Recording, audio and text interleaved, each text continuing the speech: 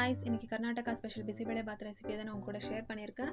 ஒரு கிளாஸ் ரைஸுக்கு 1/2 கிளாஸ் பருப்பு, 4 கிளாஸ் தண்ணி தான் இதோட ப்ரொபோர்ஷன். ஒரு ப்ரெஷர் குக்கரில் 4 கிளாஸ் தண்ணி ஊற்றிட்டு பீன்ஸ், கேரட், பட்டாணி, நூக்கோல், அப்புறம் நம்ம வாஷ் பண்ணி எடுத்து வச்சுருக்க அரிசி, பருப்பு, கொஞ்சமாக உப்பு, அப்புறம் ஒரு ஸ்பூன் ஆயில் விட்டு அதை 4-5 விசில் வச்சு எடுத்துக்கோங்க. இப்போ நம்ம அதுக்கு தாளிப்புக்கு ரெடி பண்ணிடலாம்.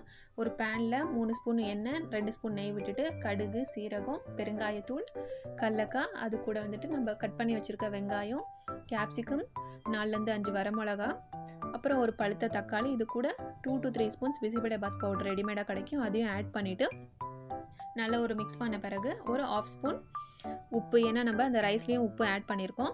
அப்புறம் ஒரு லெமன் சைஸ் புளி, பாதி லெமன் சைஸ் புளி நல்லா கரைச்சி இதில் ஊற்றிக்கோங்க.